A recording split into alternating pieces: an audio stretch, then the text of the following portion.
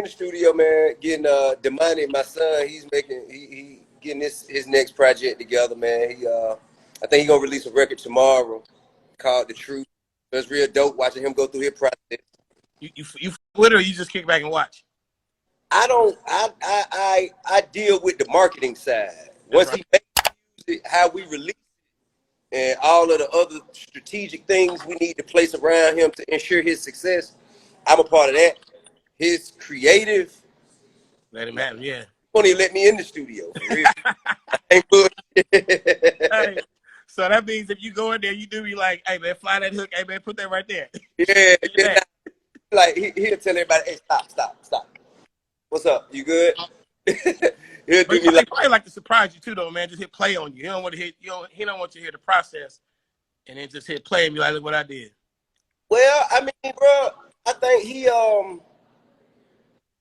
just got his own. He got his own way. He just got his own way, bro. And I don't never really like try to compete on his. I just let him go with it. I talked to E40, man. E40 say he got his son in the studio engineering for him. Like, now check this out. My other son, my oldest son, right? Yeah. He doing beats. That's right. He doing beats and learn how to play the guitar. So, and trying to get them to work together, I'm like, okay, wait a minute. If you do beats and you rap, y'all like, it'll happen. Like, man, y'all need to be. This is about the fucking legacy. It's a dynasty here, man. It's probably gonna happen. It's gonna happen. They did a couple songs. They did a couple songs. They working into it. They working into it. That's dope, though, man. That's dope that it's like that, man. Like really, like they really got the exact music vibe. I just had my first one, a little girl at that. And we talked about that on Expedition. First one. She walking running around now. How you was able to navigate through all of the that you got back in the 80s, 90s, and current. It said navigate through the. Damn. Hey man, it was, man, navigate through the. Man, hey, I don't know if it was my plan, man. It was what was planned for me, man. It was how it was supposed to be. Because at this time in my life, exactly what I'm going through right now and what that experience is bringing to me is what I need right now. Like right now, I don't feel like I necessarily needed that 25 years ago. And, you know. Hey man, what I will say is having a daughter will change. Instantly. It's the most beautiful, brilliant, complex, scary, frightening thing because karma comes around, you know what I'm saying? And, you know, usually people like us like have always had a way with women. Mm-hmm. When they have daughters, those daughters become all them women. They become karma. So, hey man, I've heard stories. How you deal with that? It will test you, and you gonna have to rise to the occasion. But you, my brother, use the force. Okay, I feel like the best thing is wisdom, and I watched you on your shows many times. I watch you get them kids wisdom before you give them anything. Wisdom, right? But I'm looking and I'm learning from friends of mine who have grown kids, and I'm like, I watched you. I was watching. Don't think I wasn't watching. So, so you know, man, I know what my mission is. With little girls, man, all you do is say yes and okay. Yes, okay. Yes, baby. Yes, baby. My daddy had 3 boys and a girl.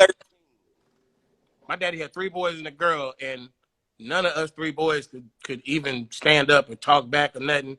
My little sister say whatever she wants. She get anything she wants from my daddy. I'm like, bro, you didn't do us like that, bro. What's up with that?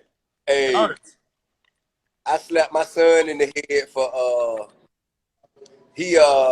I think he was really arguing with my daughter, right? And she hit him, and then he kind of like motioned like he was gonna do. I slapped him in the head and said, "What you finna do?"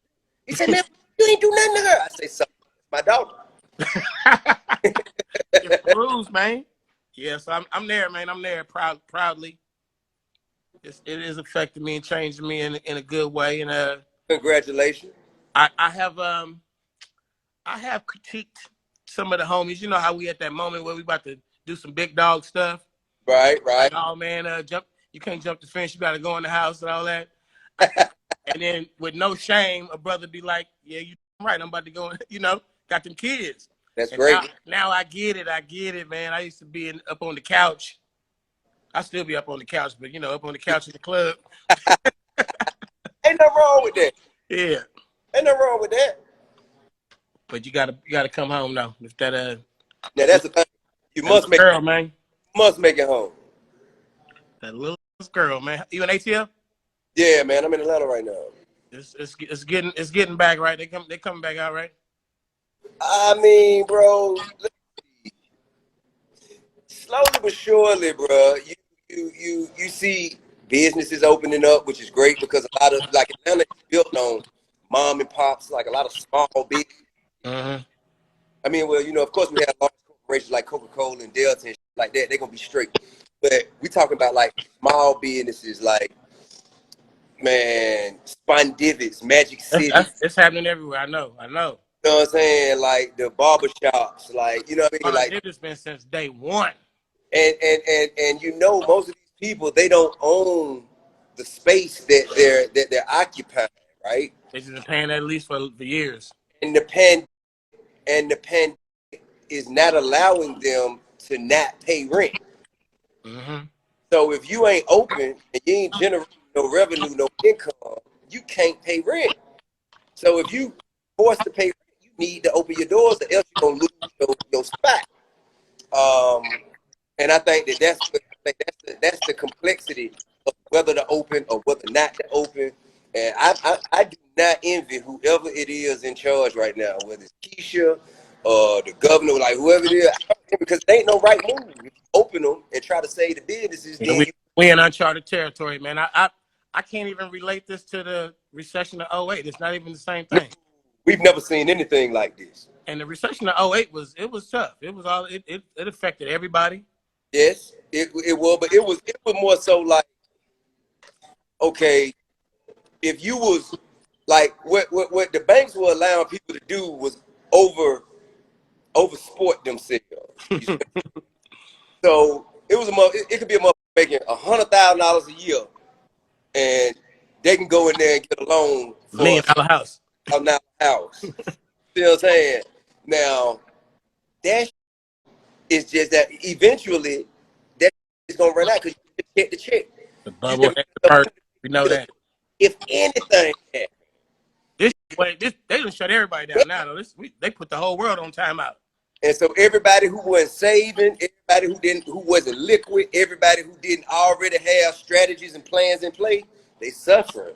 And most of us ain't able to do that. So we the ones who suffer. Yes, sir, man. It's uncharted territory. It's a class thing. We know that it's a class thing. But at the same time, in the months to come, this is going to affect everybody across the board. And in the year to come, Corona ain't going nowhere. It's like everybody like, when is it gonna go away? When is it gonna go away? It's never going away. Just like when the flu came, the flu pandemic hit, we've been having the flu here ever since. Mm-hmm. Same thing for SARS, same thing for Ebola, going nowhere. So it's something that we will have to live with and figure out strategies and other methodical ways to overcome it. I'm not worried about hip hop because Nah, man. I don't care what the world goes through. Hip hop reshapes and evolves and is at the forefront of the voice of whatever it's gonna be, man. Hip hop, trap music, got old school mother gangster rap, Too Short, NWA, 40, Snoop Dogg, all that shit, man. That shit gonna roll with the time. That ain't never going nowhere because it speaks to so many people's circumstances.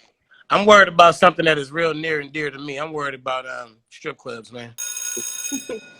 I'm like concerned really about strip club culture. Not so much as the strip club culture. Not so much as me getting a lap dance or nothing like that. I'm talking about that culture that is so important to our thing, man. It's important to hip hop. Inspiration.